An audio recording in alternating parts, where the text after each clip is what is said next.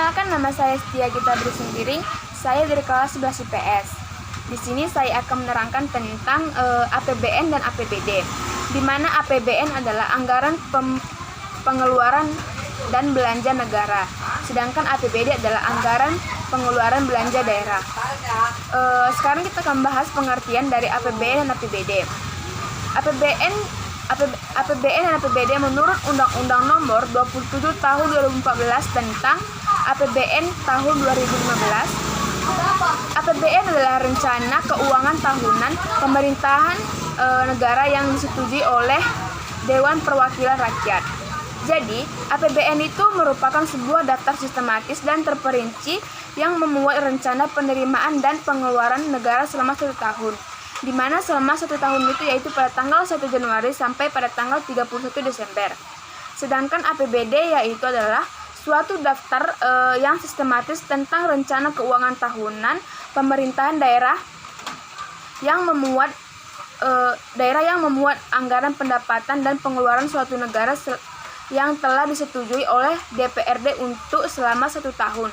Di mana selama 1 tahun itu adalah pada tanggal 1 Januari sampai pada tanggal 31 Desember. Sekarang kita akan membahas fungsi dan tujuan APBN dan APBD. Tadi kita sudah menyatakan bahwa APBN dan APBD tidak memiliki perbedaan yang jauh, di mana perbedaannya hanya lokasi. Jadi di sini fungsi dari APBN dan APBD yang pertama itu adalah fungsi alokasi, yang kedua fungsi distribusi, dan fungsi stabilisasi. Yang pertama kita bahas adalah fungsi alokasi. Adapun fungsi alokasi yaitu di mana pemerintah membagi pendapatan yang diterima ke pos-pos pengeluaran yang telah ditetapkan dalam APBN. Contohnya di mana di sini suatu pemerintah melihat sumber daya manusia yang sangat strategis. Jadinya nanti di sini tuh pemerintah akan memberikan anggaran untuk memajukan suatu pendidikan dalam suatu negara. Itu merupakan salah satu fungsi alokasi dari APBN. Yang kedua yaitu adalah fungsi distribusi dari APBN. Di mana di sini tuh pemerintah mengatur keseimbangan anggaran pendapatan antar wilayah dan antar kelompok agar dapat menghasilkan keadilan. Di mana di sini tuh sebagai contohnya itu adalah pemerintah akan melihat, dan yang kedua itu adalah fungsi distribusi. Di mana di sini pemerintah mengatur keseimbangan anggaran pendapatan antar wilayah dan antar kelompok agar dapat menghasilkan keadilan. Di mana nanti di sini itu sebagai contoh adalah pemerintah akan melihat masyarakat, di mana masyarakat yang lebih kaya dan masyarakat yang lebih miskin. Pemerintah akan memberikan keadilan kepada mereka, di mana dalam suatu itu adalah dalam pembayaran pajak. Contohnya kan masyarakat yang lebih kaya akan memiliki pendapatan lebih tinggi, di mana dia pastinya kan bisa membayar pajak yang dengan yang lebih tinggi. Sedangkan kan kelompok yang lebih miskin pastinya dia hanya bisa memenuhi kebutuhan sehari-hari, atau pendapatannya hanya cukup memenuhi kebutuhannya sehari-hari. Jadinya di sini pemerintah akan menyeimbangkan pajak kepada mereka, di mana nanti masyarakat yang lebih kaya membayar pajak lebih tinggi, sedangkan yang miskin bisa membayar pajak lebih kecil atau sama sekali tidak membayar pajak.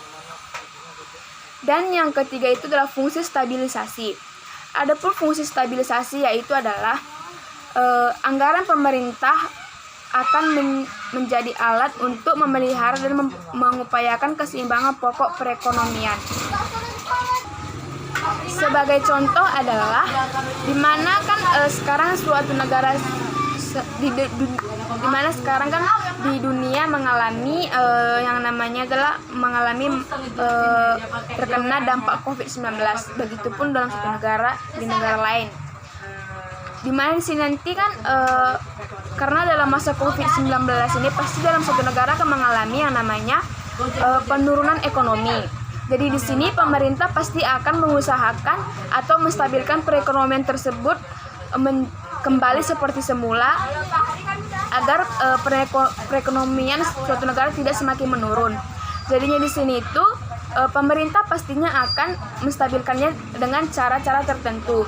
Sebagai contoh adalah pemerintah akan memberikan bantuan kepada masyarakatnya dan mengurangi pajak terhadap mereka agar dapat menstabilkan perekonomian suatu negara. Sedangkan fungsi dari APBD yaitu yang pertama fungsi alokasi, yang kedua fungsi distribusi, yang ketiga fungsi stabilisasi, dan sebagai tambahannya adalah otoritas perencanaan dan pengawasan. Di mana fungsi alokasi itu di mana nanti di sini suatu daerah akan menerima anggaran akan mengalokasikan anggaran tersebut ke yang lebih berkepentingan. Dan yang kedua adalah fungsi distribusi, yaitu untuk memeratakan anggaran-anggaran tersebut dan memberikan keseimbangan terhadap suatu daerah.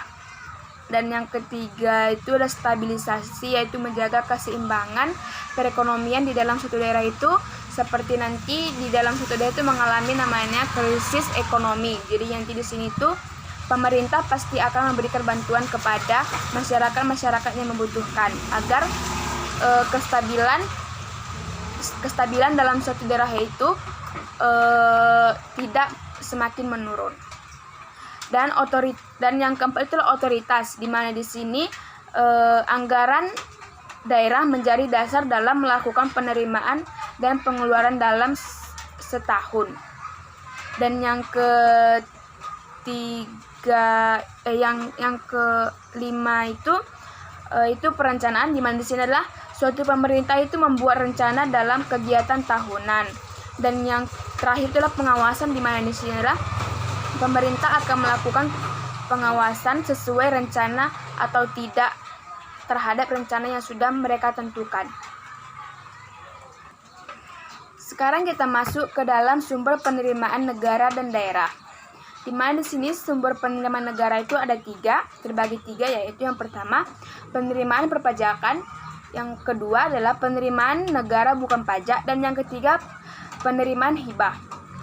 Di mana di sini penerimaan perpajakan itu yang pertama adalah PPN, yaitu contohnya sebagai ketika kita belanja ke mall, maka kita akan membayar pajak setidaknya beberapa perak seperti itu atau ratusan rupiah. Yang kedua itu adalah bumi dan bangunan, di mana di sini masyarakat akan membayar pajak tanah atau bangunan yang mereka punya. Yang ketiga itulah pajak penghasilan, diambil dari ketika seseorang bekerja dan dia memiliki pendapatan yang lebih tinggi, maka pendapatan lebih tinggi sesuai dengan ketentuan pembayaran perpajakan, dia akan membayar pajak. Dan yang keempat itulah bea cukai, yaitu adalah barang yang pengedarannya itu harus diawasi dalam pengedarannya. Contohnya itu adalah rokok dan miras. Itu merupakan contoh perpajakan bea cukai. Dan yang terakhir itu adalah perdagangan internasional. Dan yang kedua itulah penerimaan negara bukan pajak. Di sini yang pertama adalah migas, di sini yang kedua adalah non migas, contohnya adalah pertambangan, yaitu batu bara. Dan yang ketiga adalah laba badan negara, yaitu seperti pelayanan umum, yaitu seperti rumah sakit dan universitas. Dan yang terakhir adalah laba BUMN. Yang ketiga itu hibah. Hibah merupakan semua penerimaan negara yang berasal dari sumbangan swasta dalam negeri serta dalam sumbangan swasta luar negeri berupa uang atau barang dan jasa.